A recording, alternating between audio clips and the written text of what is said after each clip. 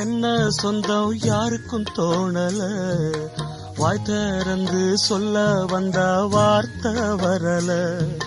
வானவில்ல சின்ன புள்ள வளைக்க பாக்குது, ஆகாயத்தில் ஊஞ்சல் கட்ட ஆசைப்படுது.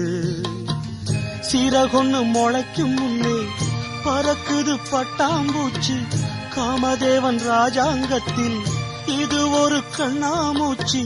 ஆத்துமேட்டில் எழுதி வச்சத அலை அடிச்சது அண்ணாச்சி.